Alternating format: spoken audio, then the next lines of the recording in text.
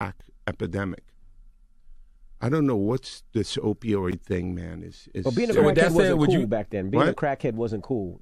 Now they seem like they're making it cool to be drinking lean and syrup and it's to the be on most the pill. dangerous. It's the Perks most and dangerous mollies and- thing that's facing our society. Are you So why sign an artist that would promote that? Because I already answered that question. You weren't paying attention. She asked me talent or issues, and I said talent. But I have to. I can't give up on people. But I'm saying that's hypocritical, though. You're saying the it's opioid problem's a problem. opportunistic. Yeah. I got people to feed. Oh, I got a business to run. You're gonna make Dame Dash take this clip and call you a culture vulture. Who's Dame Dash? You brought him up. I don't even know him. So you bring his name up. I don't even know him. So Y'all made a lot of money together. Made a lot of Come money. on, Leo. Don't do that to him. I don't know him. I really don't. So, I don't know what. We always say the Black Panther Party that they can do anything they want to us. We might not be back. I might be in jail. I might be anywhere. But when I leave, you can remember I said with the last words on my lips, that I am a revolutionary. These are the voices of New Africa. These are the voices of New Africa. These are the voices of New Africa. Free in the land, and we ain't asking y'all.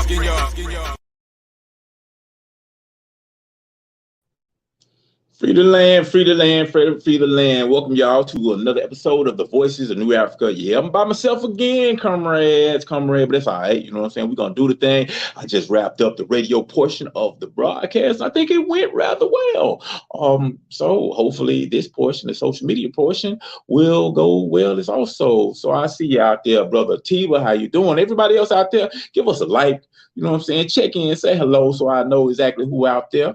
But yeah, thank you, comrade, for spreading the information, getting the word out, sharing this. But yeah, this is the show where we educate the uneducated and re-educate the miseducated. Had a very good show, very interesting show. But like I said, by myself right now, and for the next couple of weeks, what's up, Susan? How you doing? Glad you checking in. How you doing? For the next couple of weeks, we might be kind of changing things around because a lot of different things going on. Life is kind of throwing people curveballs and monkey wrenches and all of those good things. And we got to adjust, but we're going to keep on doing what we do and make sure we continue to bring you this excellent content.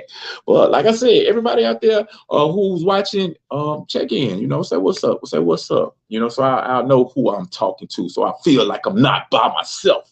Because this is the conversation between comrades, and we are all comrades. And Joe Gonzalez, I see you checking in, comrade. I might need to holler at you, Mr. Joe Gonzalez. Yeah, I think I need to holler at you about something in particular because you always encourage us to forge these alliances between the two communities. And which is much needed because we are stronger together. We definitely have the same oppressor, the same enemies, and our communities share a whole lot in common. And I think there is room for us to kind of work together and collaborate and do some things that is much needed for our people. So if it's cool, I'm gonna holler at you. I'm pretty sure I'm friends with you on Facebook. If not, then we will be friends and we will talk and we'll make it happen. But yeah, so on our show, we talked about a lot of things. We talked about coming up this week, we're gonna have the holiday of Thanksgiving or Thanks-taking or the genocide and murder and rape and brutality of the indigenous people of the Americas.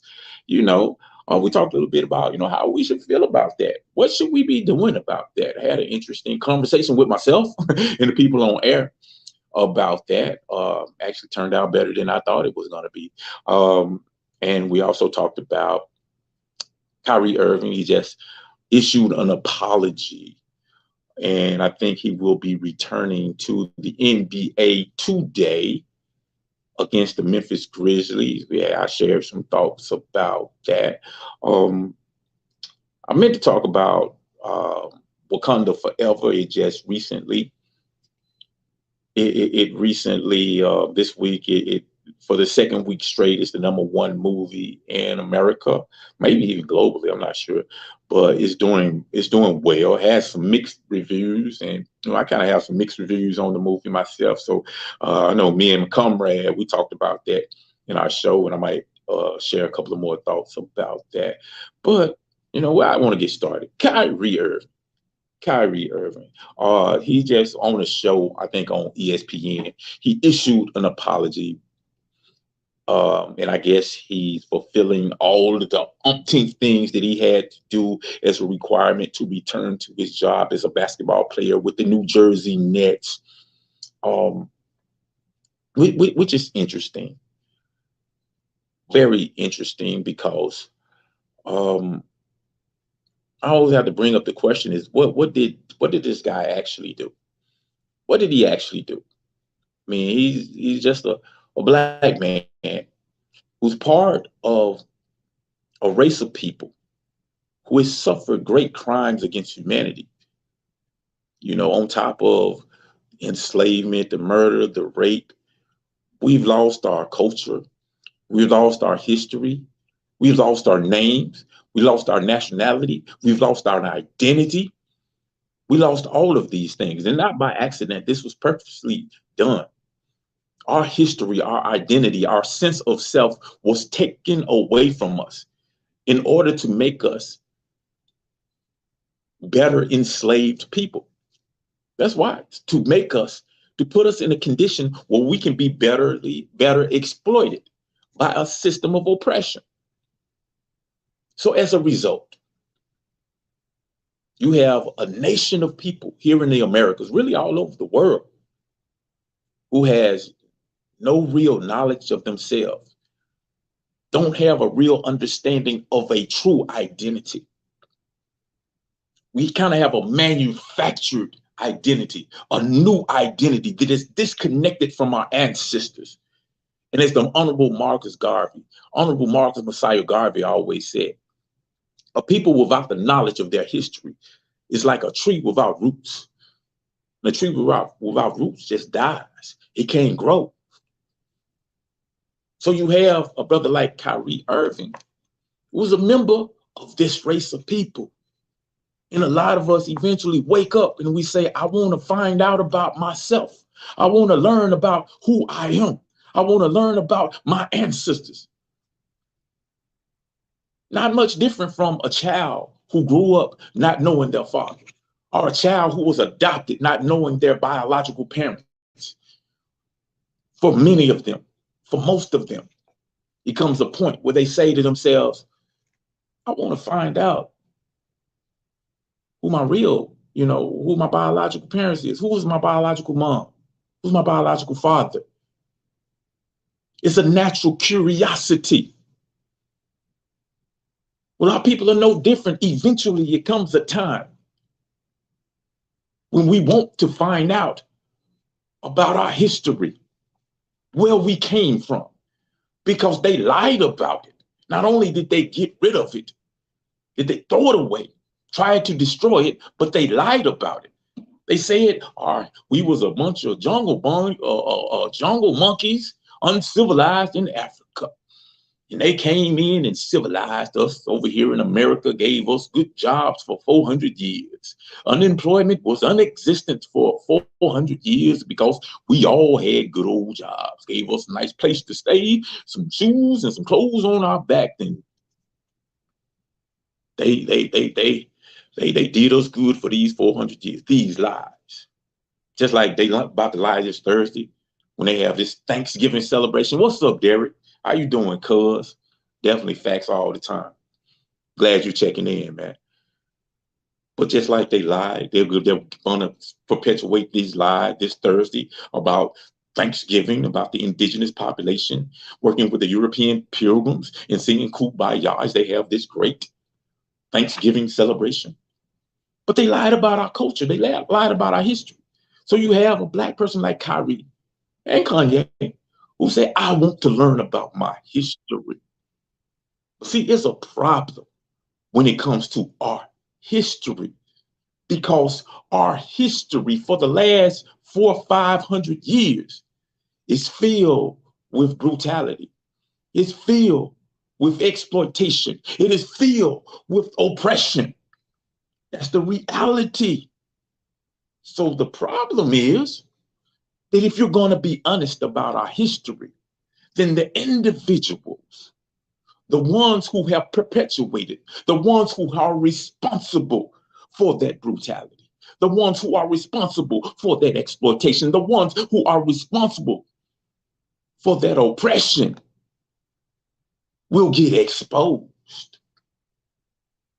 Well, the problem is the ones that are responsible just so happen to be the same individuals who are in power, who holds positions of power. And they don't want to be exposed for the things that they have done. So now, when just an honest, sincere person goes out to try to seek out knowledge about themselves, and they want to spread knowledge about themselves, in this knowledge, this history that is intertwined with individuals who have benefited from our exploitation and oppression, exposes the colonizer, exposes the oppressor. When it exposes the things that they have done, now the oppressor, which is still in power, and they're in power because of their oppression. They're in power because of their exploitation. They're in power because of the brutality that they have put upon our people and other indigenous people all over this planet. But these people don't want you to expose them, and because they have power, simply because you try to talk about your history. Now, they use their power to attack and punish you and make you bow down and make you apologize for simply trying to express, for simply trying to learn about, for simply trying to teach about your history. So that's what you're seeing with Kyrie Irving. You're actually seeing an individual who was trying to spread something about his history. And the powers that be got offended because his history exposes something about them. You don't believe it? You don't believe it? Just look at the history for yourself. Thank you, Derek, man. Love what you do, fam. I'm always tuning in because I be wanting to know about my people. Damn right. That's what we all should be doing. That's what we should be doing for our families. We should be reclaiming our history, because when you look out into our communities, look out to what's going on in our people, you have what you see in our community is a lot of people, just like Marcus Garvey said, are people without a knowledge of their history. It's just like a tree without roots. You see a lot of our people dying because we don't have that foundation. We don't have that root. We believe that our history started on a slave ship. We believe that we are not worthy. We believe that we can't compete. Although when you look at our history, we once upon a time, were the rulers of this planet. The founders of civilization. That's history. Indigenous people all over the planet had great civilizations. Look at the great civilizations of the Americas, the great civilizations of Africa. Many were thriving when Europeans were still in a nomadic stage. And this ain't to criticize or talk down on another people. This is just reality. We got to deal with that, because these people have come down and they said, everybody is below me. Everybody is inferior to me. No one has civilization but me. And then when you expose the history, you say, oh, wait a minute, that's the opposite. Civilization for you is a recent phenomenon. And I'm not trying to, put anybody down. No, that's not what this is about. But realistically, when you've been told that you are nothing, that you are less than human beings by their own constitution, which define you as 3/5 of a human being, when you told that and then you find out, wait a minute, I come from a great ancestry, was once rulers of the world, or once the teachers of the world. You had universities in Africa where all of humanity came to learn. And it was taught by people who looked like me. You had nations all over the world, some of the greatest nations, once upon a time, were ruled by people who looked like me. So you have a brother like Kyrie who come out and he said, yo, I want to teach my people about some of this. And the thing about what Kyrie was talking about in that documentary, that's just a little bit of our history. That's just a little bit of our history. You know what I'm saying? Going back to like the tribes of Judah. That's a little bit of our history. It ain't even scratching the surface about who you are, black man, black woman, to who you are to all of the indigenous people, to the Chicano nation. Got a great history, come from great civilization. So ultimately, that should kind of tell you something. That should tell us something, what we should be doing. And it should just kind of nail or knock the point out of the ballpark when we say we're trying to create something that we can control. We're trying to gain land. We're trying to gain independence. We're trying to gain self-determination, because in this society, you can't even talk about your damn history without somebody coming down on you, saying, I'm going to take everything you got. Kanye West used to be a billionaire. He ain't no more. Why? Because he tried to say something about his history. Now, personally, I think Kanye West kind of went about it the wrong type of way, but his intent was basically to spread some information about his history. That's it. But you can't do that in America because your history offends the colonizer. Your history offends the oppressor. Your history offends the people who have committed the biggest crimes against humanity that the world has ever seen. And Jewish people are in that boat too. These European Jewish people are in that boat too. I know for a long time they tried to hide their hand from what they did. But if you study their literature, they will tell you that they were heavily involved in the African slave trade, especially in the South. Now, you can find a few people, you can find Jewish people who were part of the abolitionist movement, but the ones who benefited from slavery far outnumbered the individuals who fought against it. That's a reality. But when you expose these things, you get called anti-Semitic. You're bad, you're wrong for teaching about your history because your history is intertwined with some other people's history. And they don't want you exposing their dirty laundry. So Kyrie got to bend down. He got to bow down. He got to apologize 400 different times. Even though initially he said, well, I didn't stand with everything in the documentary. I didn't do this. And from my understanding, from just listening to people critique or argue and complain about that documentary, which I haven't seen it yet, which I need to just go and look at it. Anybody, you know what? I was going to say anybody know a site where I can look at the documentary for free, but Black Men Make That. I'm going to pay for it. I'm going to pay for it, So I'm going to do it like that. So, yeah. But from my understanding, from the individuals who have criticized this documentary, they point to a few different selections They say, see, this was anti-Semitic. That was anti-Semitic. This right here.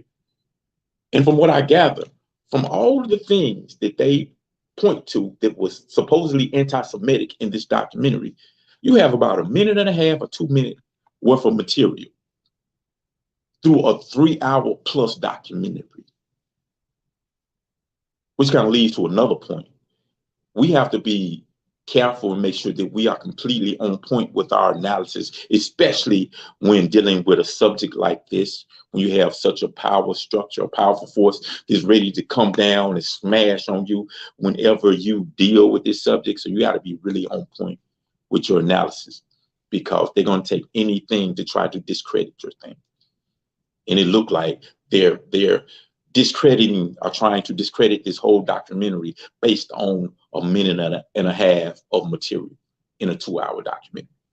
So you have, 3 hours, 15 minutes that were totally credible.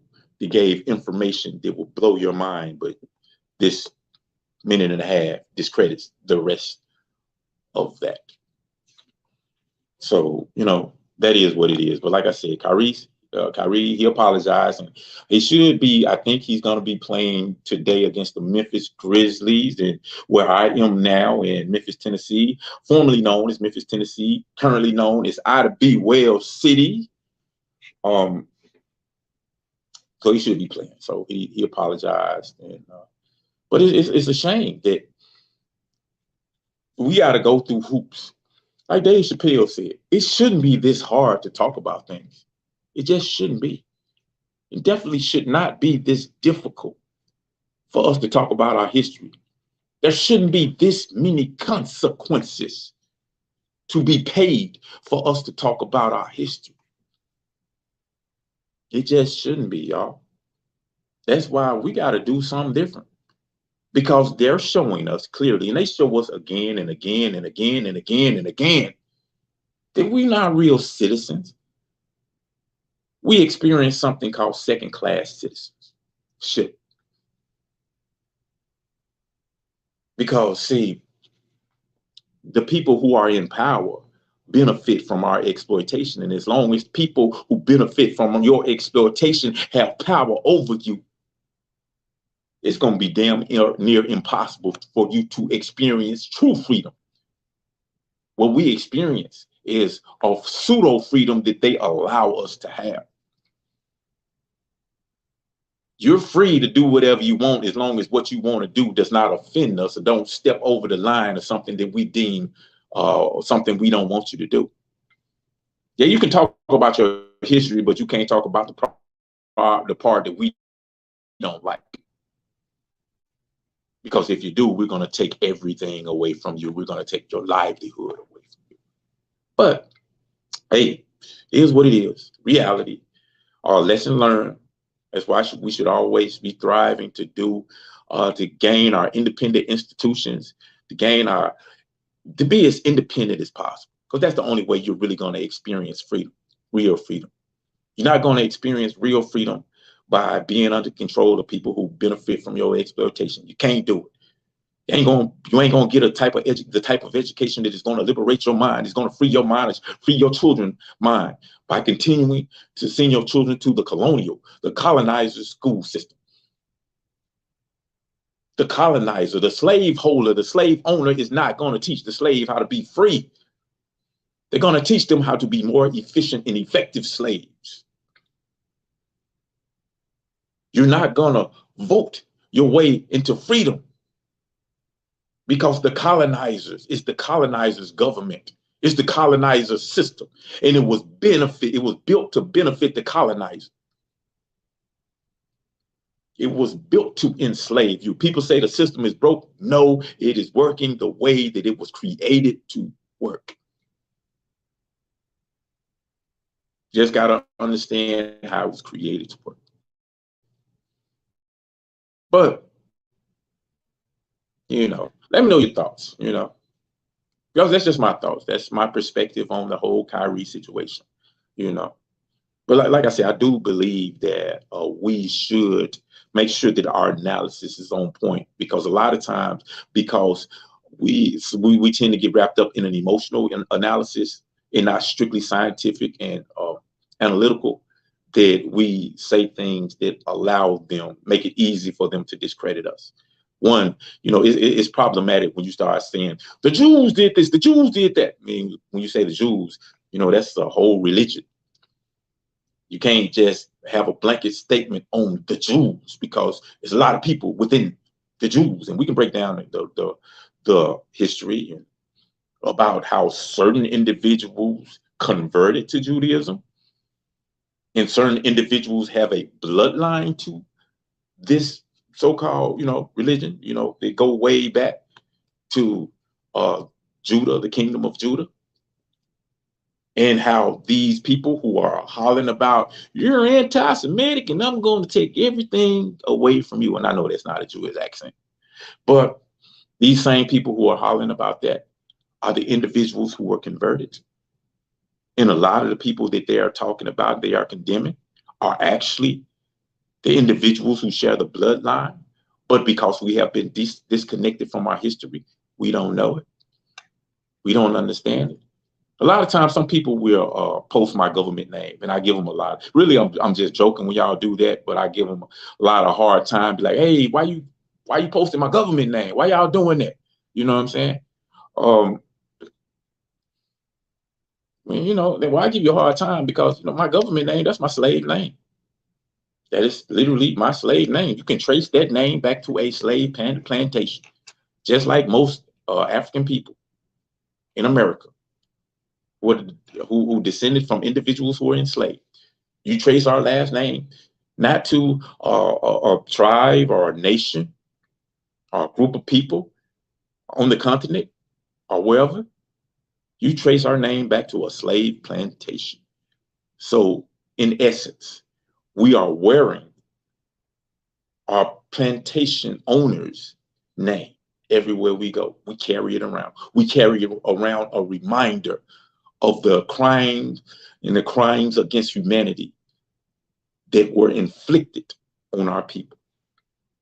So that's why every time somebody posts my government name, like, oh, hold on. You can call me Prophecy. My African name is Yera, Y-E-R-A, either one. But, but it is what it is. Like I said, we need our own. We need our own. We need to focus on getting our own. You know what I'm saying? But y'all out there, man, y'all give me some likes, give me some love. Let me know I'm not alone. I see a T where you are letting everybody know, letting the word out. I appreciate you doing that, comrade. And make sure y'all check us out every Thursday with Conversation Between Comrade, because you are listening to and watching the NABA Network, New African Broadcast Association. And bro, we got shows that are off the chain that we do like all through the week. Tomorrow, you're going to see the president and vice president and myself on this show called The New African Perspective. And we're going to be, doing it. It was the two powerful sisters. If you have not had an opportunity to see these two individuals, then, tune in tomorrow, 1:00, right here, NABA. And Tuesday, they got another show where they talk about a lot of things, about a lot of ways, personal ways that we can shake this trauma off, because all of us in America, especially African people, Chicano people, we've been suffering hundreds and hundreds of years, centuries of trauma. And trauma can be passed down genetically. It affects us on a cellular level. You know how, what's that brother said? They say that rapper dude, what is his name? We gonna be all right. What that dude name? Kendrick Lamar, yeah. Like he said, hurt people. And we've been hurt. And when you look at our streets and look at the violence in our street, you're seeing an example of people who are hurt, people who are traumatized. That's violence that you see in the street. It's the manifestation of the traumatized, of our people being traumatized. Let me go to some of these comments. We have Brother T, but he said the slave name carries on their history, which in turn removes our history. Damn, that was on point, comrade. That's right. He said a slave name carries on their history, which in turn removes our history. And that's one of the reasons why they did it. Why one of the first things they did when they captured us, when they brought us into this system of chattel slavery, they got rid of our name so they could disconnect us from our history, from our past, from our roots. Like you uprooted us, cut off the roots. So, man, you right on point with that, comrade. Joe Gonzalez, that's similar with us Chicanos, giving Spanish last names. Yep, erasing our tribal names. Damn right. And I'm so glad you said that, because, I used to be real envious of the Chicanos, because I was like, man, y'all speak Spanish, y'all got your own language and all of that. And then I thought about it, wait a minute, y'all not Spanish. Y'all were conquered by the Spanish. Y'all were attacked by the Spanish. That was y'all colonizer. That's why y'all speak Spanish. And just like you said, the last names, that disconnected from the indigenous people, from your people. It disconnects you from the great civilizations of your ancestors. And they tell you your history started with the colonizer. Because that's where you can trace as far as you can trace your name back to the colonizer. So thank you for that, Brother Joe. And like what you're doing, what you said is really a part of something that I want to collaborate with you about, because of just studying the movement of the Chicano nation, I realized that we have so much in common. It was amazing, just listening to a lot of the brothers and sisters in this particular movement talk, because I was like, man, y'all talk just like us. Y'all use the same vocabulary as us. Like we went to the same school and learned the same revolutionary vocabulary. Y'all have the same enemy, same oppression, and have a lot of the same problems. So thank you, Brother Joe Gonzalez, for that. So true. Brother Tiba, a thief will always hide the identity of an object when he steals it. Definitely. So, what you got to realize is when we come on these shows every week and give you this information, we're exposing the thief. And we're exposing the things that they have been stolen. And we're revealing where they hide it, where it's been hidden. Because, I think a famous book once said, our people are dying from a lack of knowledge. So we gotta change that. You identify a problem with the sole purpose of solving that problem. You don't identify a problem so you can just talk about the problem, so you know why it happened. Like, oh, I know why it happens now when it happens. No, you identify a problem so we solve it, so we can solve it. And our people are dying from a lack of knowledge, so we got to give our people some knowledge. But knowledge alone is not good enough. Some people be lying to us, y'all. They be saying knowledge is power. Nope, it's not power. Knowledge is not power. Knowledge is the potential for power. It's like energy. You have kinetic energy and you have potential energy. Well, knowledge is like that potential energy. It has the potential to do damage, but long as it's just still and sitting there not doing anything, it's not really, And there's a lot of people walking around with a lot of knowledge, with a lot of good information, and they're not doing anything with it. Knowledge only becomes power when you utilize that knowledge, when you apply it to accomplish certain goals, the desired goal. That's when knowledge becomes power. So we can't just sit here every week and just break down knowledge and educate ourselves and become really, really smart. That's good. That's positive. But we have to take that knowledge and we got to turn it to some kinetic. We gotta apply it. And we gotta use it to change our material condition. Because talking about it alone ain't gonna do nothing. As a brother once told me, anytime you have a meeting, a group of people, and they talking about some good stuff, they should always ultimately end with some type of action. Shouldn't just end up with talk. Gotta end with some action.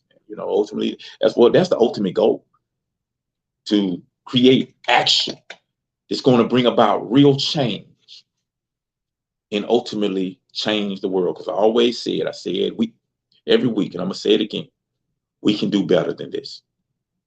This system that is based on the exploitation of man by man, this system that has caused so much poverty, so much crime, so much suffering amongst human beings.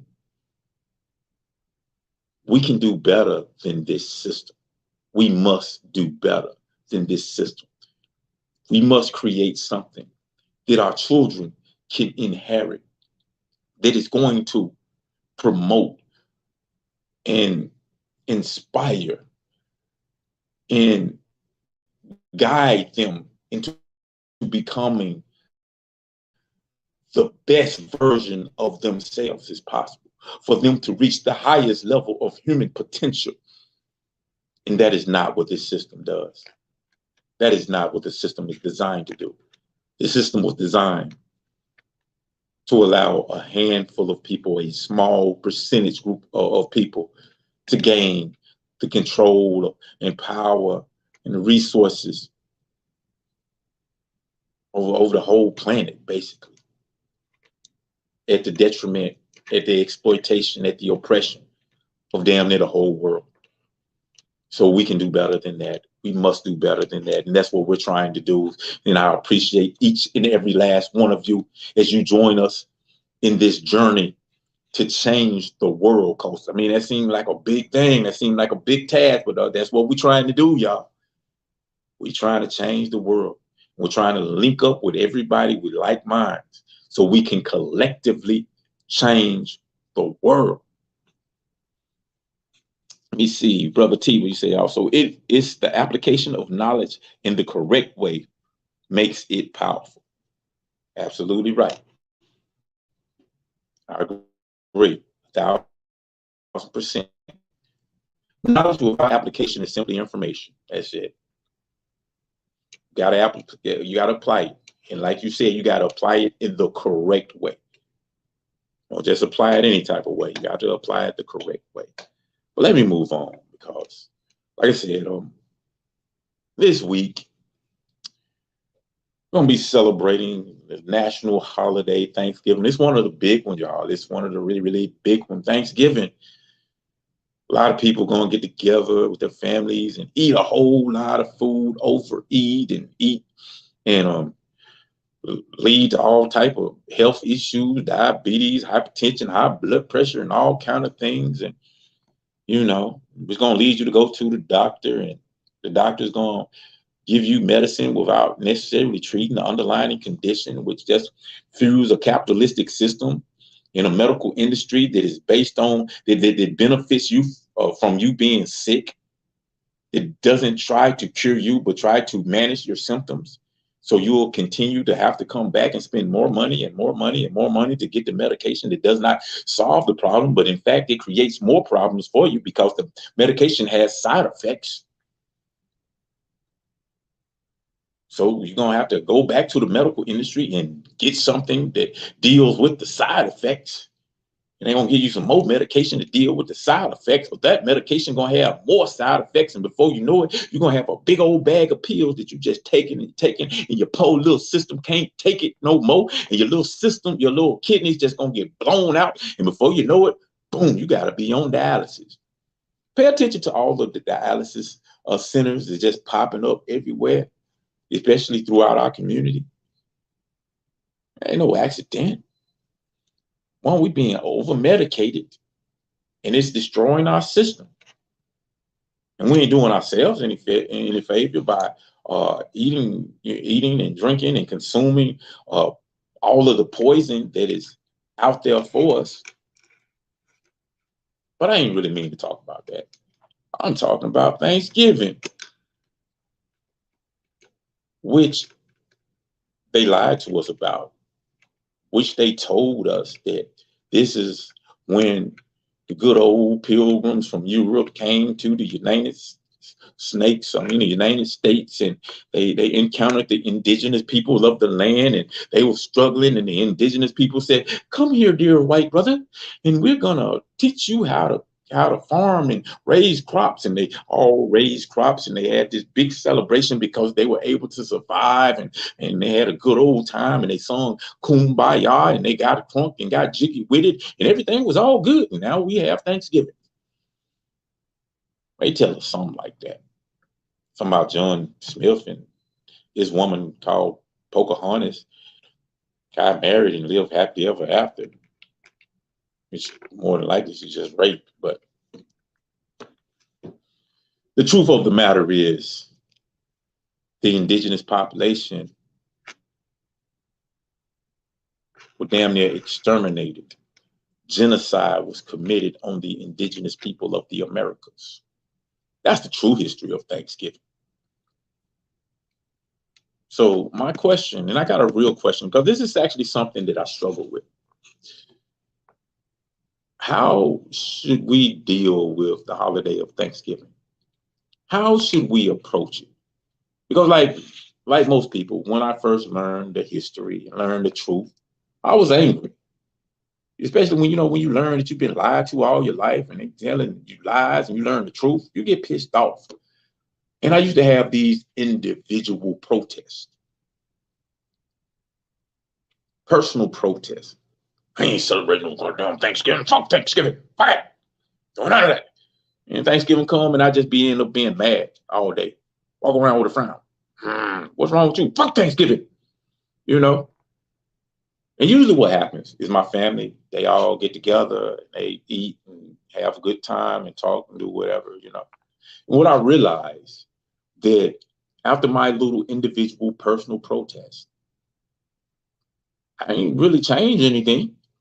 There's not one indigenous person that I actually helped. Not one. I didn't help myself. I didn't help my family. But actually, what I did do was I missed out on an opportunity to create memories with my loved ones.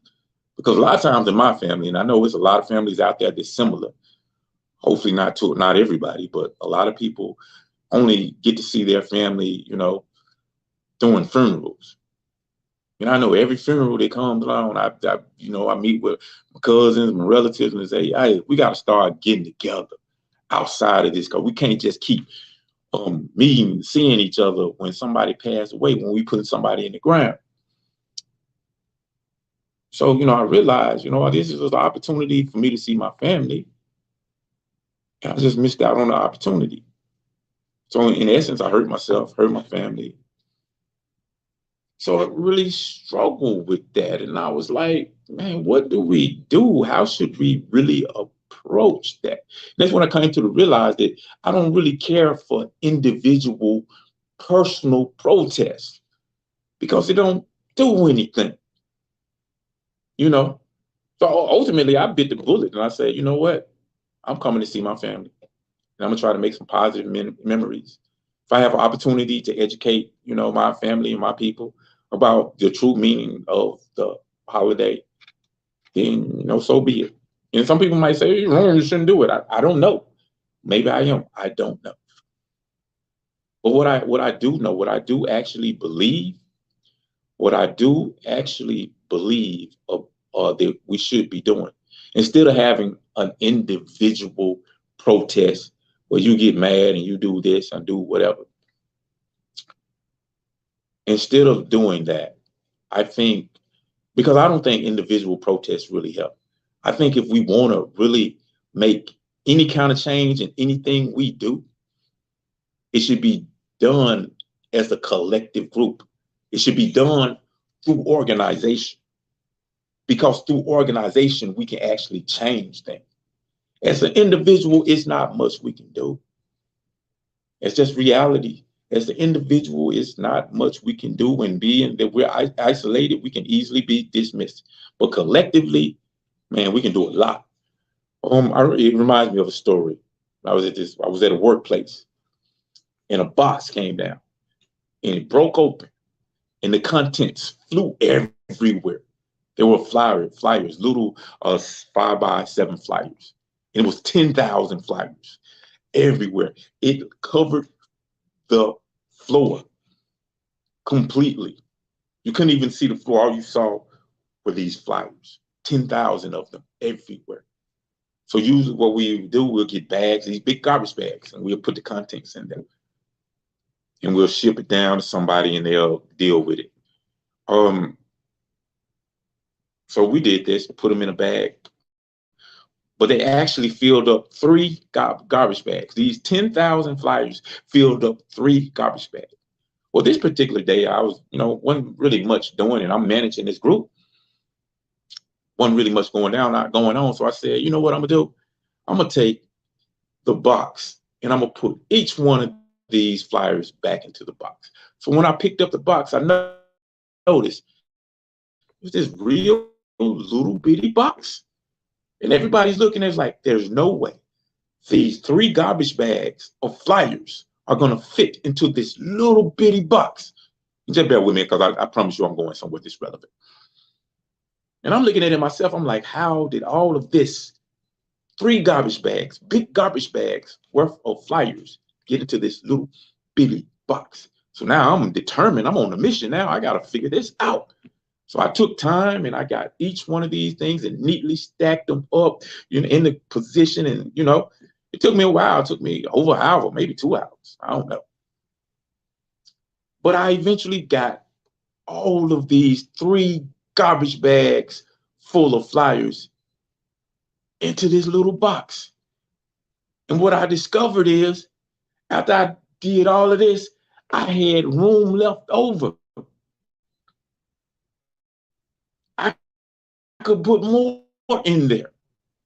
And I say all of that to say this. When the boxes, when the flyers were on the floor and even in a garbage bag, they were scattered everywhere. They were unorganized. They were taking up space inefficiently. But once we put them together and we neatly stacked them in an organized fashion, we were able to utilize the space efficiently. And my point is, when you organize your efforts,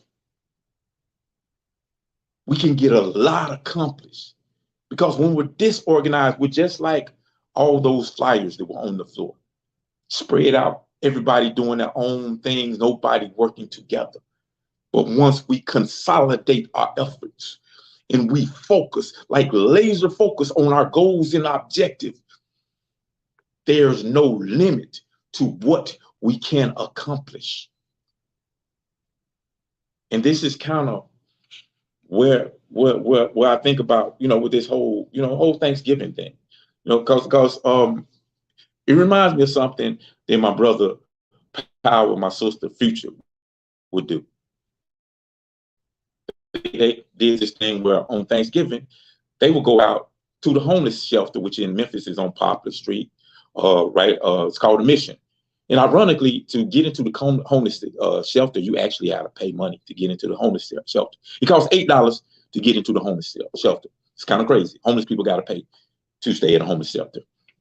But they would set up across the street, and it would be like a potluck. Everybody bring their food, and they would feed the homeless people, give them a free meal. You're like, oh, you ain't got to pay us nothing. Just come over, get you a free meal. And ultimately, it kind of developed to something that was done on all the holidays. And eventually, it was done every week or every other week. I got to holler at them and see if that program's still going. Because it was a beautiful program. Because one thing with, just being involved in that program, helping these brothers and sisters, was you learn that, man, there's a lot of people who are homeless. There's a lot of people who are struggling. And all what you think, I know we have this perception of homeless people as being just, they just lazy, they just this. A lot of times it's just somebody who just had a bad break in life. They got laid off at the wrong time. Wrong thing happened to them. Got in the wrong situation. And they ended up homeless. Not that they want to be in that condition. They're trying to make it. And you'd be surprised how little, just a little effort, a little helping hand would go a long way at changing someone's lives. Surprisingly, it was a lot of children who was there, who were homeless. But unfortunately, in this society, we got this thing where we see homeless and we just step over them. We pass over them. We pretend that they don't exist because it's an unwritten rule. When you make a eye contact with a homeless person, you have to acknowledge their existence. And they'll probably ask you for something, ask you for some spare change or something. Now you got to deal with a homeless person. So we pretend that they don't exist. We walk around and we don't even make eye contact with them because we don't want to deal with that. But just dealing with that program made me realize, man, that, you know, a lot of these people just like us, they just had a bad break in life. Something bad happened to them. They just need a helping hand. I mean, there are some people who, you know, who are addicted to drugs. A lot of homeless people are addicted to drugs. And they're struggling with that. Even that, you shouldn't be looking down on these people because drug addiction is a condition. It's a disease that people struggle with. Nobody wants to be a drug addict. I'm just being real with you. Nobody wants to be a drug addict. They just got caught up one way or the other. Bad decisions or whatever it is. And boom, there you know. You have this disease that you're struggling with.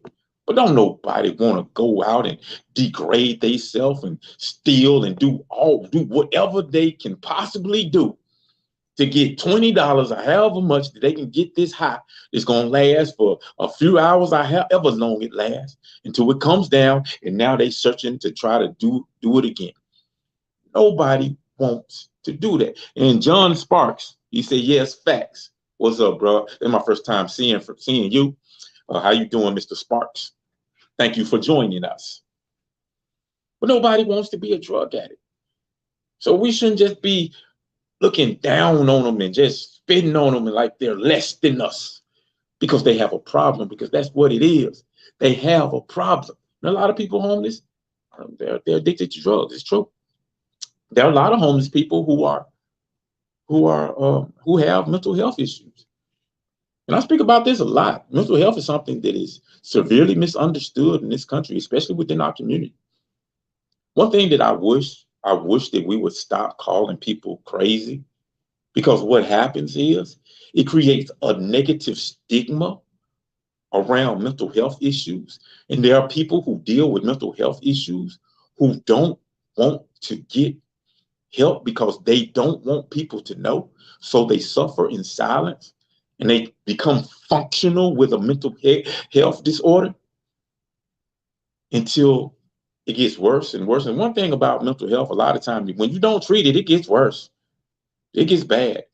And by the time it manifests itself in a way where people actually notice, it's kind of too late. They be like, oh, I didn't know he was crazy. I didn't know. Or they end up homeless.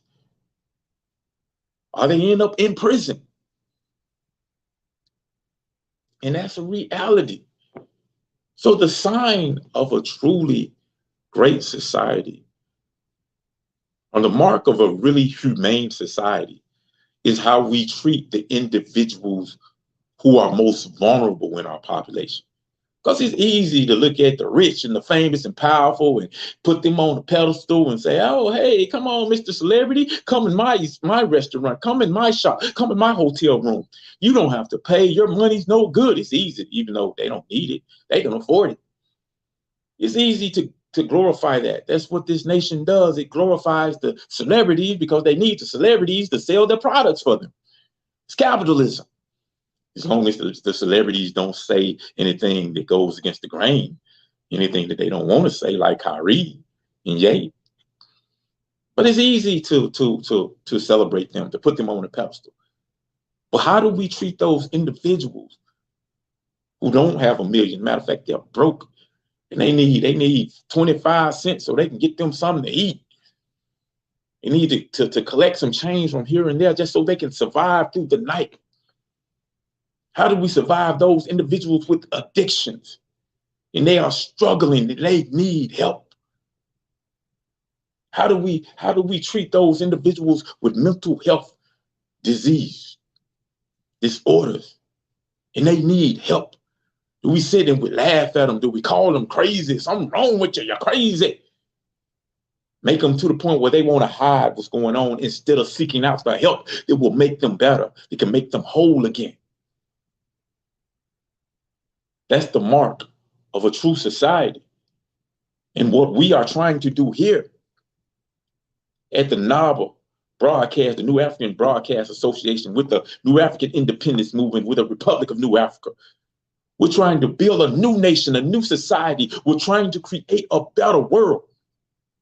So we can't take this negative mentalities that we have and bring it on with us when we create something new, when we have our own institutions. Our institutions have to be humane.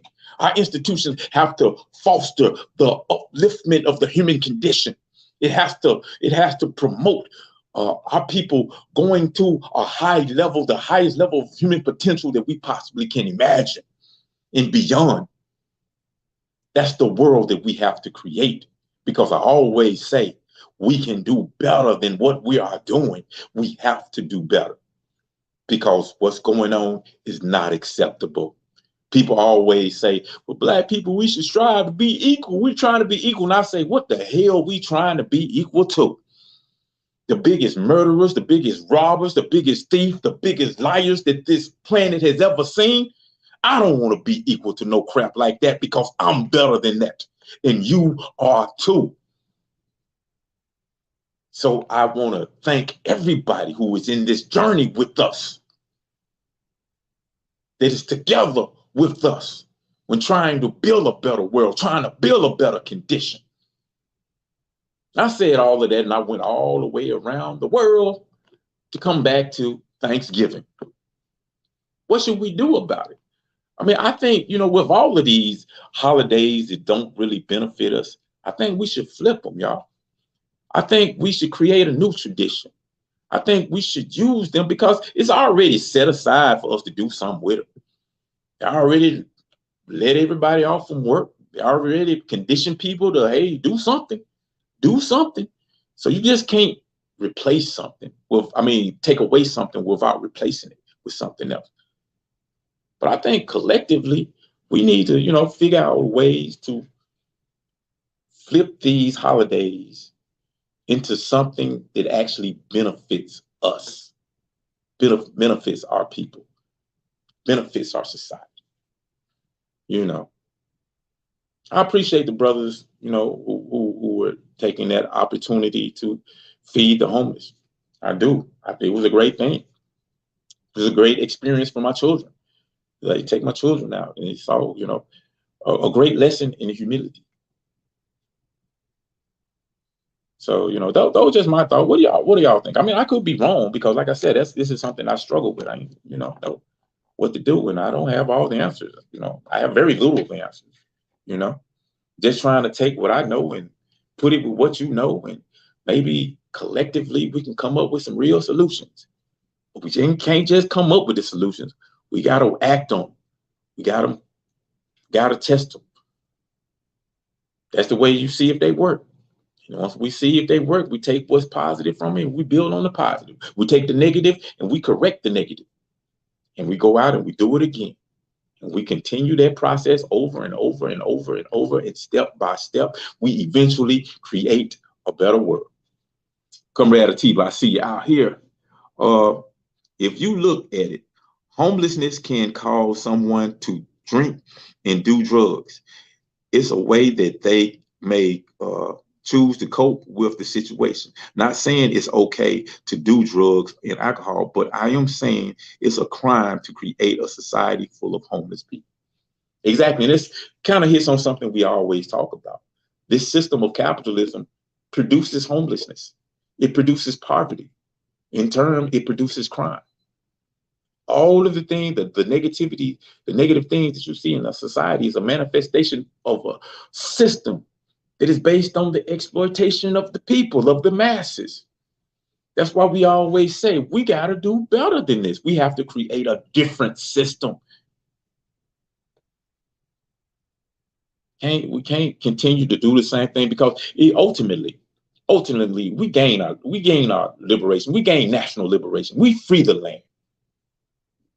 We create our own institutions. We control them.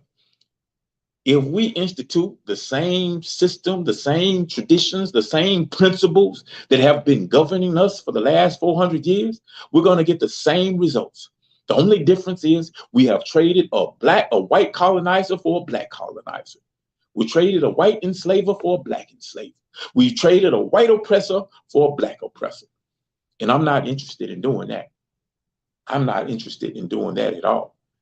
I have no will, no want, no need to try to oppress our people, to try to colonize our people, or colonize anybody, or exploit anybody. I think we can create a world that is based on love, unity, collective working responsibility, cooperative economics. I'm just quoting Kwanzaa principles, ain't I? But hey, they own to something. A lot of times, we look at Kwanzaa, in which Kwanzaa is coming up in a little more than a month, maybe a month and a half, a little less than a month and a half. But a lot of times we look at Kwanzaa and people laugh at it. Like, you study Kwanzaa, ha ha, why you do that? It's stupid, Kwanzaa. Kanye West even, said something real negative about Kwanzaa. That's why I can't just stand by Kanye like that, even though I get what you're trying to say when about the Jewish people, even though you said it in the wrong way. I get what you're trying to say. I agree with a lot of things you say, but dude, a lot of times things you say just be out of bounds. That man said, yeah, my daughters, they go to a school and they teach them about Kwanzaa. I'd rather them teach about Hanukkah because at least they come with a financial education. He said that, basically criticizing Kwanzaa, saying, oh, they don't even teach you about economics, which this damn idiot is incorrect, because principle number 4, which is Ujamaa, which means cooperative economics, which teaches you that I should take my money and take it and put it with my brothers, and we could collectively create something that builds, create the economic institutions that will support us, instead of going to our oppressor like Adidas and saying, hey, partnership with me about my shoes, dog. I can become a billionaire with you, dog. I make all this money, y'all, with you, with Adidas and all that kind of stuff. I mean, as soon as you say something that Adidas don't like, Adidas drop your ass and you lose over $1 billion within 24 hours. If you listen to the principles of Kwanzaa, that shit wouldn't happen to you. But anyway, we live and we learn. We live and we learn.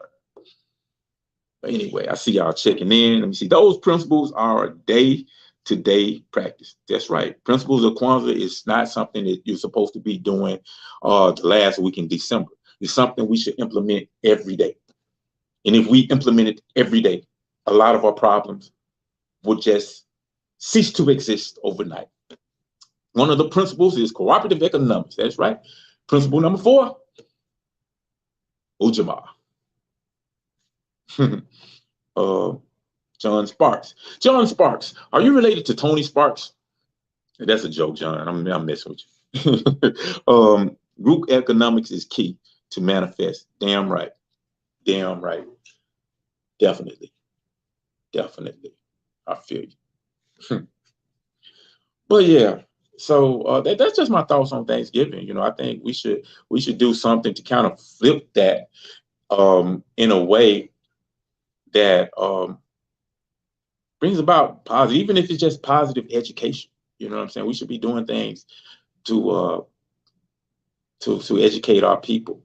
And ironically, Thanksgiving, which is Thursday, something happened on Thursday. We're going to have conversations between comrades. And I know we're going to have a special genocide of the Indigenous People Day edition of this of our show. So y'all make sure we tune in. Y'all tune in to that. You know what I'm saying? Joe Gonzalez, I appreciate the topic today. I agree, and don't partake of any colonizer's holiday. I feel you on that, man. I feel you on that, Mr. Joe Gonzalez. Let me see. Tiva said, make our brothers and sisters problems and our problems and solve them together. That's It's word for word. That's the quote. So definitely. So yeah, that's my thoughts on Thanksgiving. Last thing I wanted to talk about was this week, for the second week in a row, Wakanda Forever is the #1 movie in America. Yeah, so and it's been a lot said about that. A lot of people. Thank you, John Sparks. You know what? I appreciate that, because there's usually 2 other brothers here with me. So now I'm just holding it down by myself, and I get an opportunity to just get a whole lot of shit off my chest. You know what I'm saying? So I appreciate the show, because, far as I know, I'm just rambling, saying whatever's on my mind. So I'm glad somebody can appreciate it. Yes, I'm about to check. Okay, thanks. I appreciate that. No doubt. You corrected it. Make our brothers and sisters problem our problems and solve them together. Yeah, that's the quote. But yeah, Wakanda Forever. It came out, and it's the #1 movie, second week in a row. A lot has been said about it. Mixed reviews from a lot of different people. First and foremost, I think that it's kind of sad in a way that when it comes to black movies, it's really hard for them to just become movies. They always have to be more than just movies. They have to represent so many things to so many people, because there are not enough images of us on the big screen. I have problems with that word. So there are not enough positive images of us. So when you have a movie like a Black Panther, Wakanda Forever, which talks about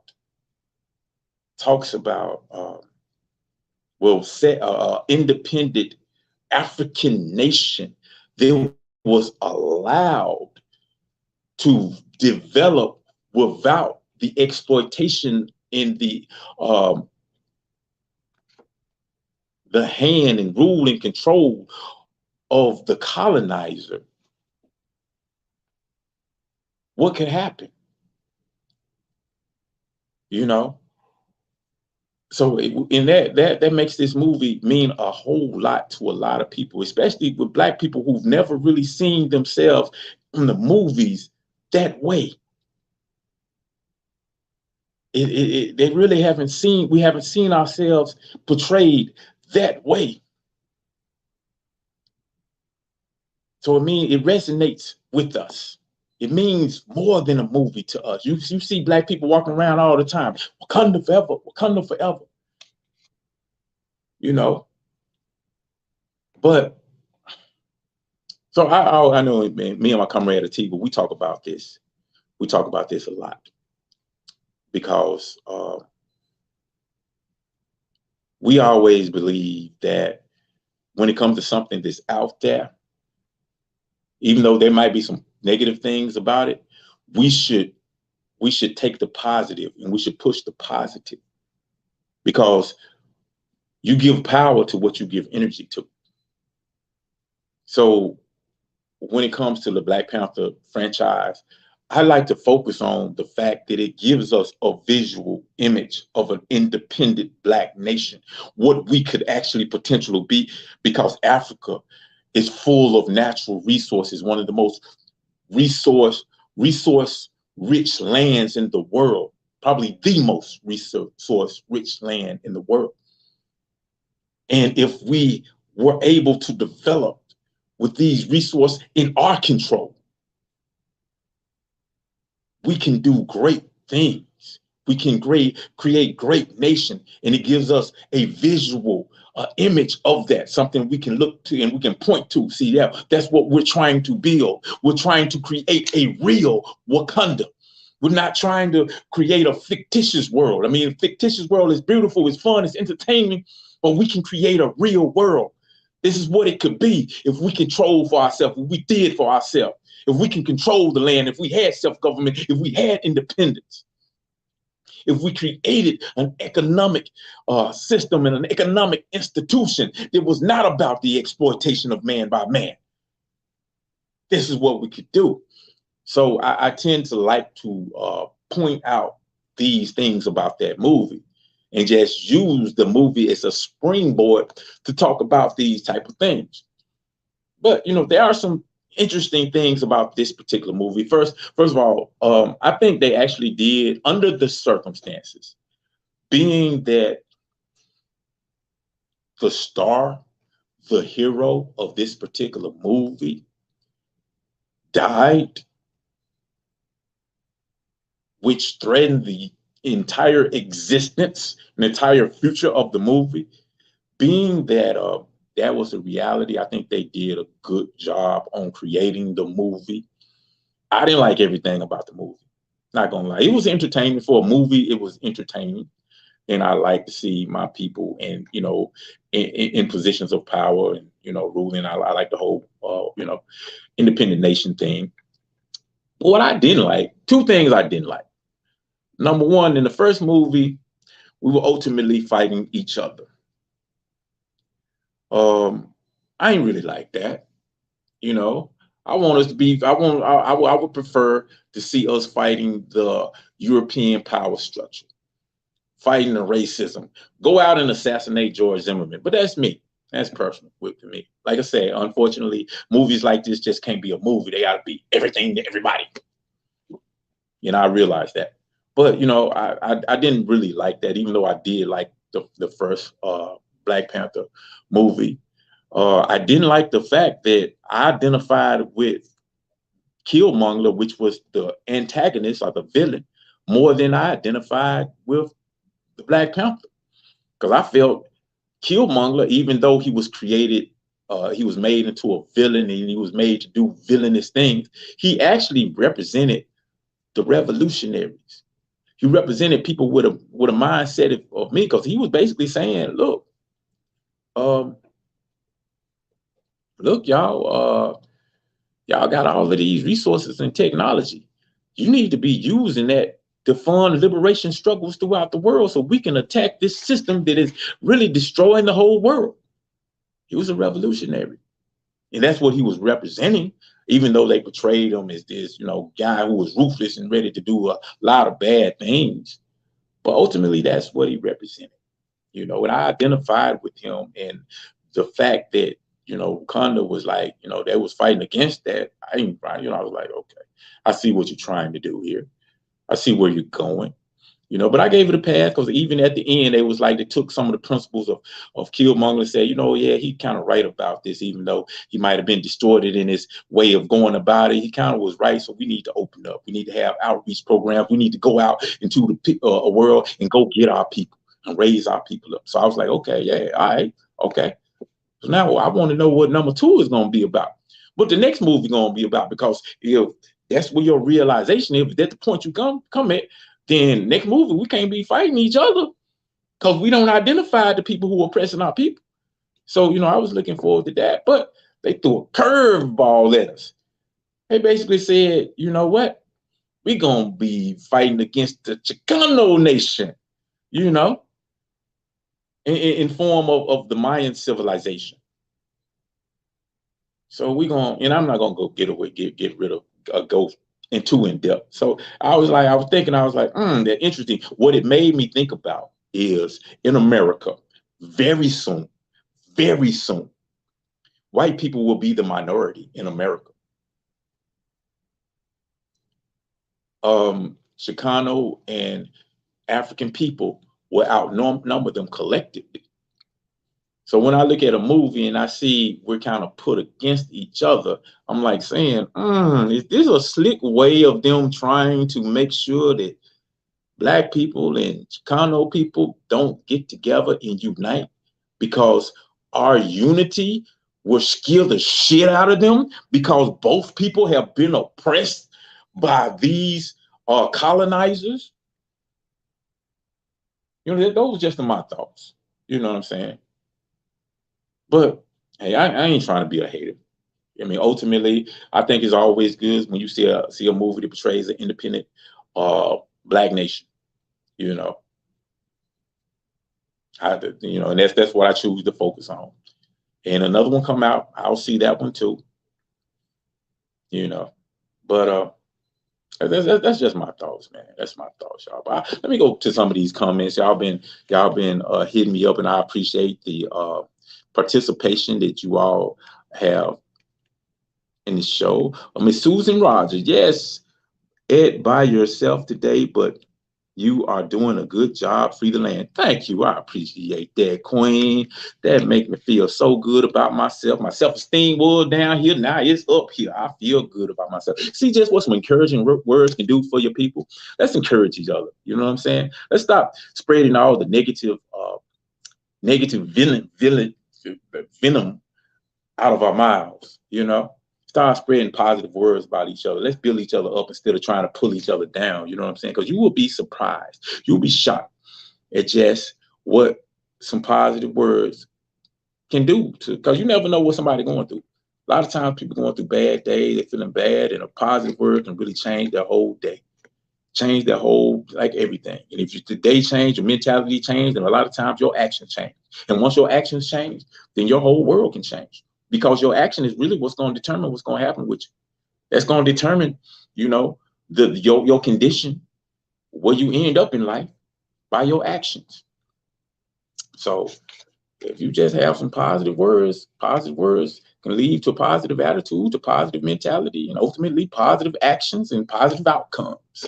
So thank you for that, for those positive words, Queen. John Starks, yes.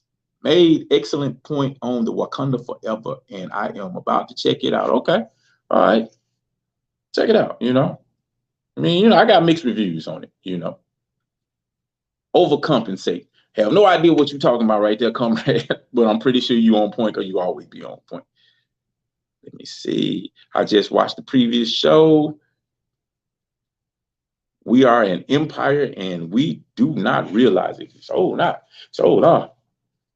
You know, definitely. Let me see what they say. Makes American and African historically are connected. We are, you know. And let me see. Chicanos are 50 million strong. Damn right. In rising, in increasing. So, you know, understand our unity is powerful. And I quote something Elijah Muhammad said. He said, our unity is stronger than an atomic bomb. So, you know, that's one of the main reasons I want to holler at you, Mr. Joe Gonzalez, because we have to build upon this unity, and we have to take it to the next level, and we can do it. You know, I see it. We can do it. It's going to happen. It's going to manifest, you know. But that's really all I wanted to talk about. I appreciate everybody for sticking in with me. I've been an hour, 17 minutes in. I actually got my son today. He wasn't in the studio because last time he was in the studio, he was tearing up some stuff. But I got to go get him as soon as I leave here. I just dropped him off for a while. So, you know, I got to go be the daddy. But like I said, I love y'all. I appreciate y'all. Give me some likes and give us some love, and make sure y'all tune in tomorrow for the New African Perspective and all the other shows that we got going on this week. Like I said, tomorrow, New African Perspective, 1 o'clock on NABA. Tuesday, Foundation of the Nation with our president and vice president, and they talk about a whole lot of good things that are very important to us. Thursday, Conversation Between Comrades. It's going to be Thanksgiving. I know we're going to be having a good old time with that. And Friday, Melly Queen, our queen, Melly Queen, who stays in Facebook jail. She probably listening somewhere, but wanted to chime in, but can't do it because she's in jail, Facebook jail. But she has the Truth and Power Corner every Friday on Blog Talk Radio, and then again Sunday with the Voices of New Africa. But, you know, as always, I thank y'all for tuning in, and I will see y'all again next week. I love you, and let's continue to build. Let's continue to grow. Let's continue to make a better world, because that's what we're trying to do, make a better world. And I leave you with our freedom cry. That is free the land, free the land, free the land by any and all means. America. Full of promises, time to cash them in. You run from it quick, you never keep your word. I learned from it quick, you keep abusing me. You're dumb. Europeans murdered 98% of the indigenous population right here in Turtle Island. in order to steal the land. An entire nation of African people were captured and forced into a brutal system of chattel slavery just so they could work and cultivate the land. All wars are fought over land, not over terrorism, not over religion, not even to win the hearts and minds of the people, but for the actual land and the resources within the land. So it is safe to say that land is the foundation to all freedom. So if we truly want to be free, then our struggle is for land.